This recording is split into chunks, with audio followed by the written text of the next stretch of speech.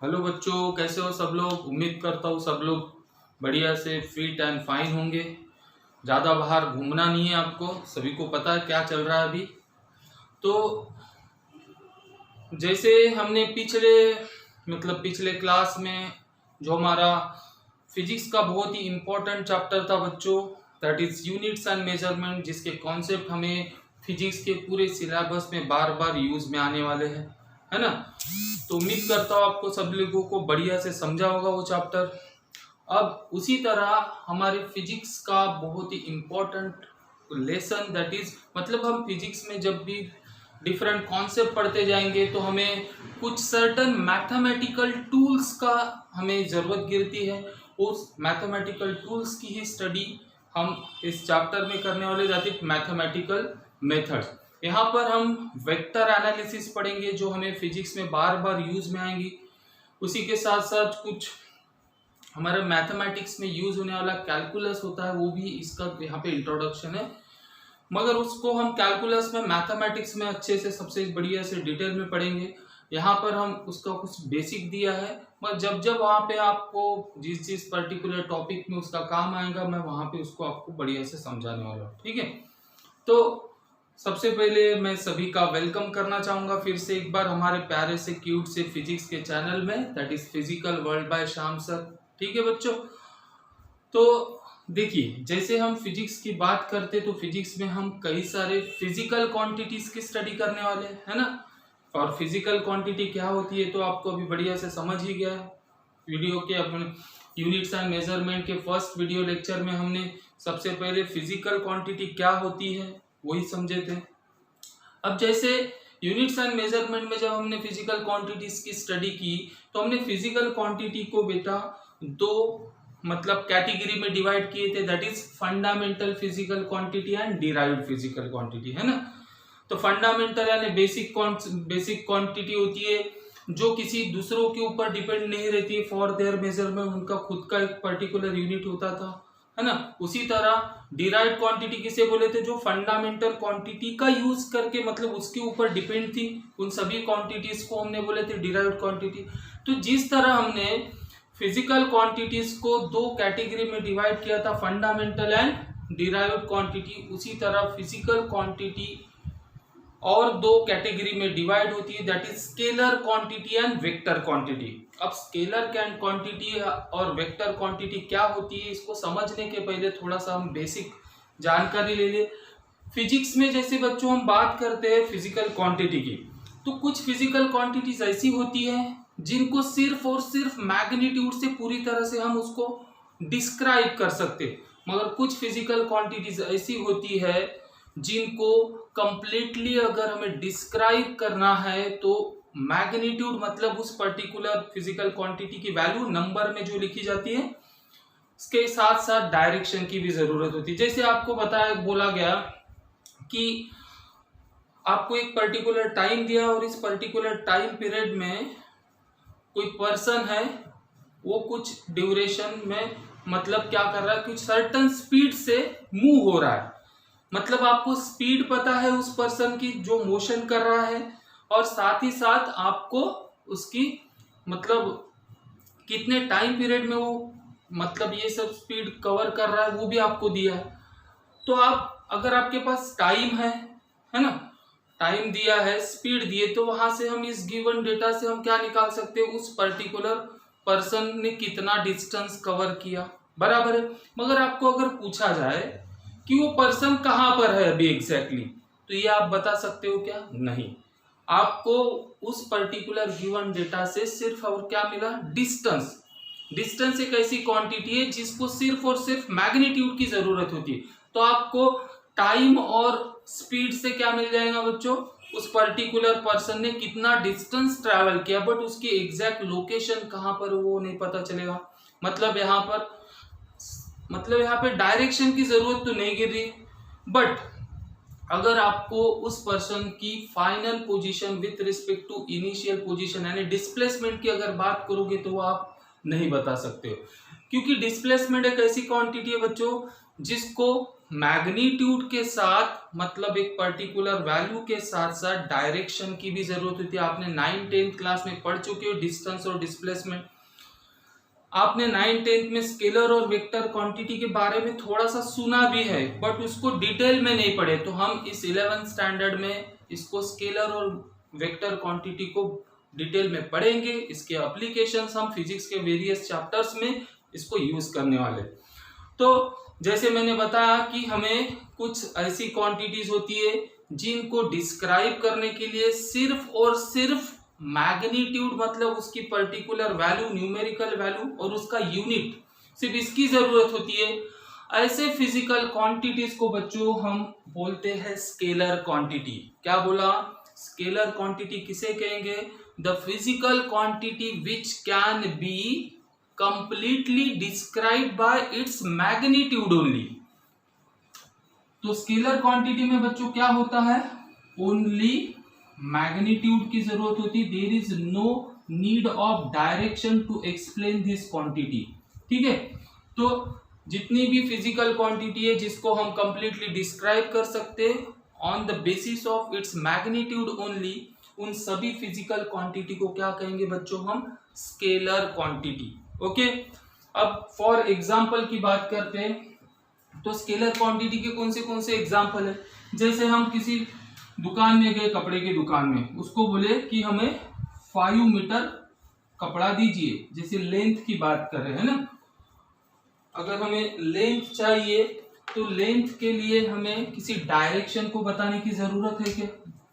For example मैं जैसे की बात कर रहा हूं मैं लेंथ, है ना, तो दुकान में गए और बोला कि 5 मीटर कपड़ा दीजिए। वो पूछेगा कि कौन से डायरेक्शन से तू 5 मीटर? नहीं, क्योंकि उसको समझ में आ गया है कि 5 मीटर मतलब एक रेफरेंस स्टैंडर्ड है 1 मीटर जिसको हम यूनिट बोलते हैं। तो वो इस 1 मीटर की स्केल होती है उसके पास, उससे 5 टाइम्स मेजर करेगा और आपको बोलेगा ये लो आपका 5 मीटर कपड़ा। उसको डायरेक्शन की जरूरत गिरी क्या यहाँ पे? उसी तरह वर्क एनर्जी, ये भी स्केलर क्वांटिटी है। कितना वर्क किया? 10 जूल, 50 जूल, 100 जूल, बट कौन से डायरेक्शन से किया ये कोई पूछता है क्या? नहीं। तो लेंथ हो गया, मास हो गया।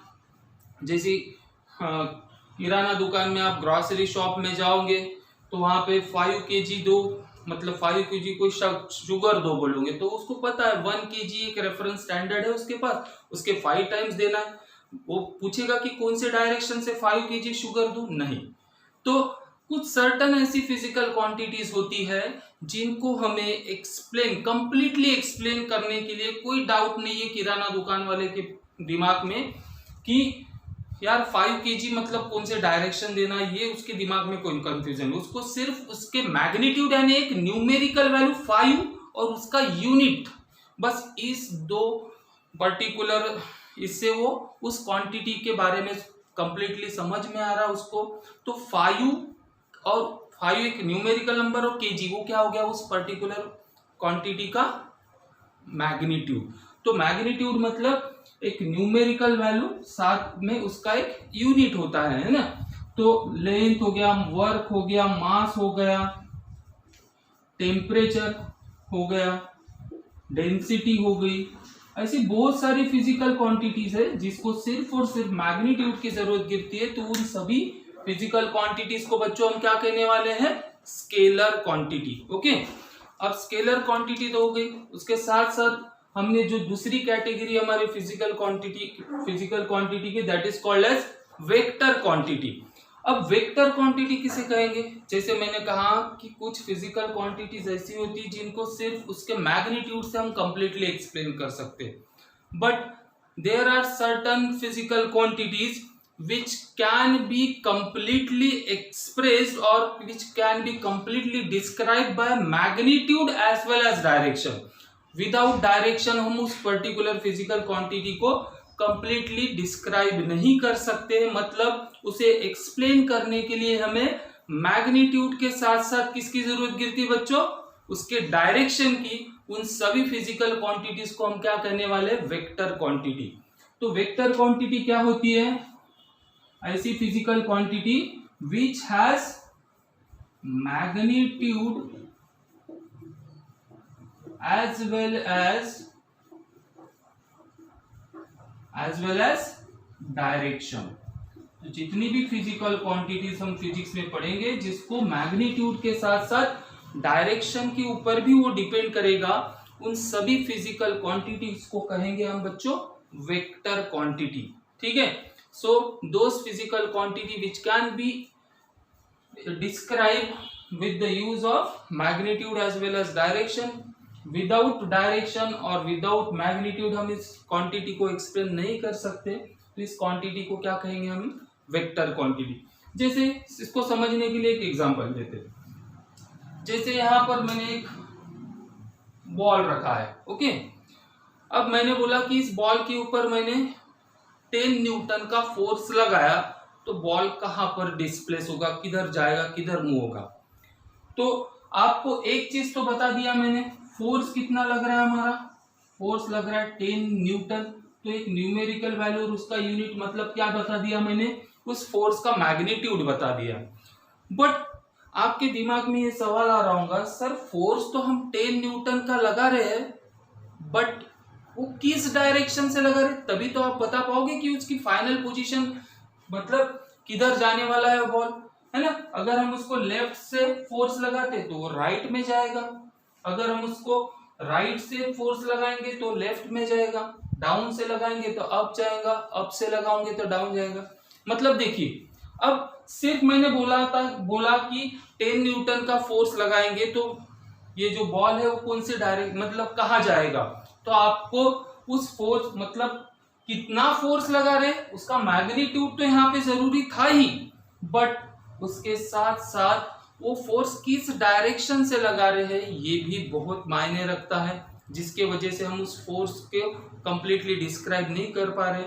तो फोर्स एक ऐसी फिजिकल क्वांटिटी है जिसमें मैग्नीट्यूड के साथ साथ डायरेक्शन भी जरूरी है। तो फोर्स बच्चों कौन सी क्वांटिटी होगी, एक वेक्टर क्वांटिटी होगी। तो फिजिक्स में हम ऐसी कई सारी वेक्टर क्वांटिटीज की स्टडी करने वाले। तो फॉर एग्जांपल के तौर कौन सी हमारी स्केलर वेक्टर क्वांटिटी होती है, जैसे यहाँ पे अभी बताया मैंने, फोर्स हो गया, वेलोसिटी। अब देखो हमें 9-10 तक की ये पता था कि डिस्टेंस और वेलोसिटी और स्पीड है ना, न्यूमेरिकल में कभी स्पीड बोलता है कभी वेलोसिटी, तो हमें पता है कि ये दोनों एक ही क्वांटिटी है। बट अभी आपको इसको डिटेल में अच्छे से याद रखना है। Speed is a scalar quantity जिसको सिर्फ और सिर्फ मैग्नीट्यूड की जरूरत है, बट वेलोसिटी क्या है, एक वेक्टर क्वांटिटी है। अगर उसके बारे में हमें डिटेल में बताना है तो हमें उस वेलोसिटी का मैग्नीट्यूड भी पता होना चाहिए, साथ ही साथ उसकी डायरेक्शन भी।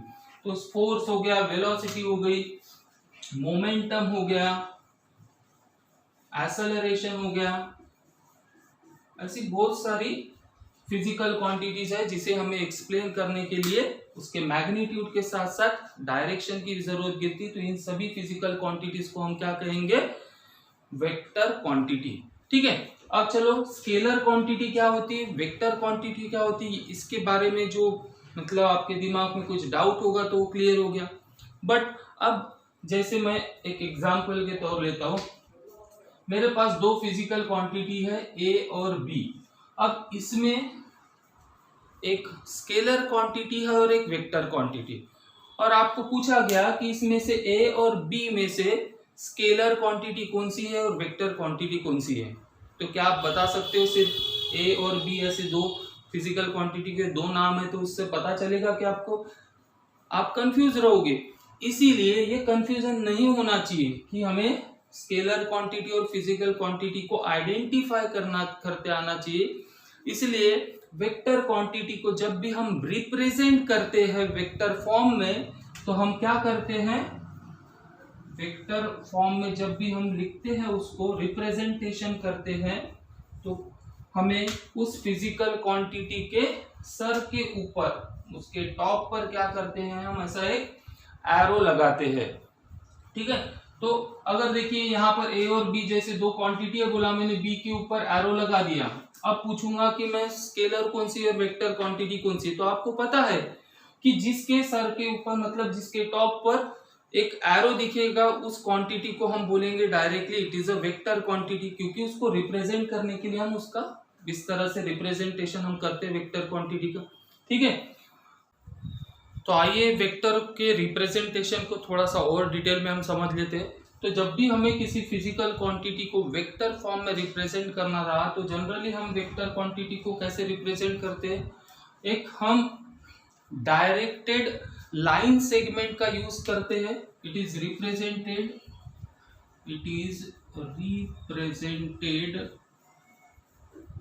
By using directed line segment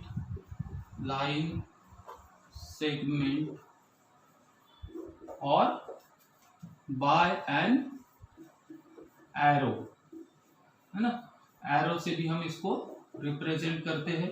अब देखो बच्चों, जैसे कि मैंने बोला कि किसी एक पर्टिकुलर डायरेक्शन वाली एक लाइन को ड्रॉ करके हम उस वेक्टर को रिप्रेजेंट करते हैं।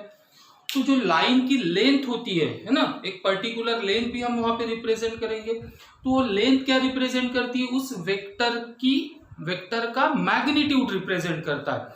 मतलब कोई हमारे पास सपोज दो वेक्टर क्वांटिटी, मतलब दो फोर्सेस है F1 और F2। F1 की वैल्यू है 10 न्यूटन और F2 की वैल्यू है 20 न्यूटन।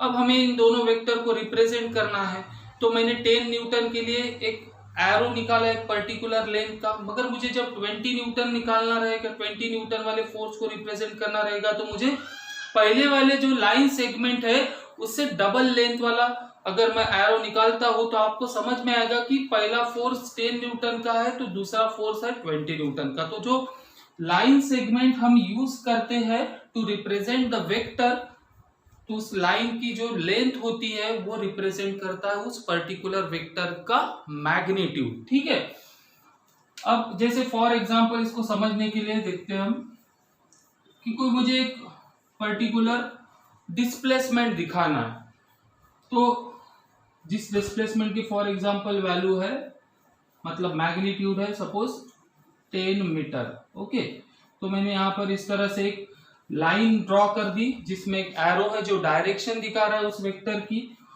सपोज इनिशियल पॉइंट है डिस्प्लेसमेंट का P और फाइनल पॉइंट है Q। तो जो इनिशियल पॉइंट होता है जहां से हमारा वेक्टर स्टार्ट करता है, उस इनिशियल पॉइंट को जो यहाँ पर P है उसको बोलते हैं बच्चों हम इस वेक्टर की टेल। ठीक है, जहां से स्टार्ट होगा उसको बोलेंगे हम इस वेक्टर की टेल, और जहां पर एंड होगा, जहां पर ये एरो हेड रहेगा, इसको बोलेंगे हेड ऑफ द वेक्टर। ठीक है, तो जहां से स्टार्टिंग पॉइंट होता है वेक्टर का उसको बोलते हैं हम उस वेक्टर की टेल, और जो एंड पॉइंट होता है एरो हेड होता है उसको बोलते हैं हम हेड ऑफ द वेक्टर। तो देखिए जैसे मैंने ये एरो निकाला, मतलब एक पर्टिकुलर लेंथ वाला, तो ये लेंथ रिप्रेजेंट कर रही है उसका मैग्नीट्यूड और डायरेक्शन भी है साथ में। मतलब क्या हो गया, ये एक वेक्टर यहाँ पे रिप्रेजेंट कर रहा है। तो इसको अगर हम एक प्रॉपर वेक्टर फॉर्म में अगर रिप्रेजेंट करते तो इस तरह से भी लिखा जाता है वेक्टर PQ। ठीक है, तो जब भी हमें किसी भी फिजिकल क्वांटिटी को वेक्टर फॉर्म में रिप्रेजेंट करना रहेगा तो इस तरह से हमें इसको रिप्रेजेंट करना है। तो जैसे मैंने बताया कोई क्वांटिटी है A जो वेक्टर क्वांटिटी, उसको वेक्टर फॉर्म में रिप्रेजेंट करना है तो उसके सर के ऊपर एरो। अब ये तो समझ में आ गया कि एक वेक्टर क्वांटिटी को रिप्रेजेंट कैसे करना है, उसके ऊपर एरो लगाना है। मगर वेक्टर क्वांटिटी क्या होती है, जिसके पास मैग्नीट्यूड भी होता है डायरेक्शन भी होता है। अब मतलब उसके अंदर combination of scalar plus its direction दोनों का कॉम्बिनेशन है। बट कभी कभी हमें सिर्फ वेक्टर क्वांटिटी के मैग्नीट्यूड की जरूरत गिरती, वहां पे डायरेक्शन नेसेसरी नहीं होता। तो ऐसे केस में हम क्या करेंगे, हमें वेक्टर क्वांटिटी है ये भी दिखाना है और उसका मैग्नीट्यूड फॉर्म में भी उसको लिखना है। तो जब भी हमें किसी वेक्टर क्वांटिटी को उसके मैग्नीट्यूड फॉर्म में लिखना है, जैसे ये वेक्टर A है, इसका मैग्नीट्यूड शो करना है, तो सिंपली हम ऐसा भी लिख सकते A। तो यहां से हमें पता चलेगा कि ये सिर्फ मैग्नीट्यूड है। या फिर जो स्टैंडर्ड तरीका होता है हम इस तरह से लिखते हैं मॉड ऑफ वेक्टर A। ये मॉड का क्या मतलब होता है, इस वेक्टर A का वो मैग्नीट्यूड रिप्रेजेंट कर रहा है। ठीक है, तो जब भी हमें किसी वेक्टर क्वांटिटी को उसके मैग्नीट्यूड के फॉर्म में लिखना रहेगा तो इस तरह से हम mod of vector A, mod of vector B, जो भी है क्वांटिटी, जैसे कोई फोर्स है, इस vector F is equal to 10 newton directed from P to Q, ठीक है। तो इसका अगर सिर्फ मैग्नीट्यूड की बात करेंगे तो इसका मैग्नीट्यूड कितना है, 10 न्यूटन, मतलब वेक्टर एफ का मैग्नीट्यूड कितना हो गया हमारा, 10 न्यूटन। तो ये इस तरह से जो सिंबल होता है वो उस वेक्टर का मैग्नीट्यूड बताता है, और मैग्नीट्यूड मतलब उसकी न्यूमेरिकल वैल्यू और उसका यूनिट होता है, ठीक है बच्चों। तो इस तरह से हमें कि आज के जो वीडियो लेक्चर में स्केलर क्वांटिटी क्या होती है, वेक्टर क्वांटिटी क्या होती है, इसके बारे में हमने डिटेल में पढ़ा, है ना। आपके दिमाग में जो स्केलर और वेक्टर के बारे में कंफ्यूजन था, या आपको कुछ चीजें यहाँ पे मतलब पहले नहीं समझ में आई थी, वो आज आपको पूरी तरह से मैंने यहाँ पर क्लियर करा दिया। स्केलर और वेक्टर के बीच में जो भी डिफरेंस है वो मैंने यहाँ पर पूरी तरह से एक्सप्लेन कर दिया विथ एग्जाम्पल। उम्मीद करता हूँ आपको स्केलर और वेक्टर का कॉन्सेप्ट बढ़िया से समझाऊंगा। ये रिप्रेजेंटेशन कैसे करती है ये भी बहुत इंपॉर्टेंट टर्म है, ठीक है। जैसे मैंने आपको बताया था ये 10 मीटर का है, कभी कभी ये डिस्प्लेसमेंट 10 मीटर का है, दूसरा 5 मीटर का है, तो हमें क्या करना पड़ेगा, इसी तरह से एक एरो निकालना पड़ेगा, मगर उसकी लेंथ ये 10 मीटर रिप्रेजेंट कर रही है तो उसकी हाफ लेंथ हमें लेना पड़ेगा। तो ये सब चीजें आपको ध्यान रखना है, क्योंकि आगे हम एडिशन मतलब डिफरेंट टाइप्स ऑफ वेक्टर्स पढ़ने वाले हैं, है ना। वेक्टर को हम अलग अलग कैटेगरी में डिवाइड किए, इक्वल वेक्टर क्या होते हैं, अपोजिट वेक्टर्स क्या होते हैं, निगेटिव वेक्टर क्या होता है, यूनिट वेक्टर क्या होता है, ये सब टाइप्स ऑफ वेक्टर हम आने वाले नेक्स्ट वीडियो लेक्चर में पढ़ेंगे। क्योंकि अगर उसको इसी वीडियो लेक्चर में कवर करने जाए तो वीडियो की लेंथ बहुत बढ़ जाएंगी, और फिर आप बोलते हो कि बहुत लेंदी वीडियो बना, तो आप आधा देखते हो फिर बाद में आधा, तो इसीलिए हम इसको एक प्रॉपर पार्ट में ही डिवाइड करेंगे। आज के वीडियो लेक्चर में सिर्फ हमारा इंट्रोडक्शन हुआ, जिसमें स्केलर और वेक्टर क्वांटिटीज क्या होती है, उसका रिप्रेजेंटेशन क्या होता है, इसके बारे में हमने डिस्कस किया, ठीक है। सो नेक्स्ट वीडियो लेक्चर में बच्चों हम टाइप्स ऑफ वेक्टर्स पढ़ेंगे, और ये रिप्रेजेंटेशन क्यों मायने रखता है ये भी आपको वहां पे समझ में आ जाएगा।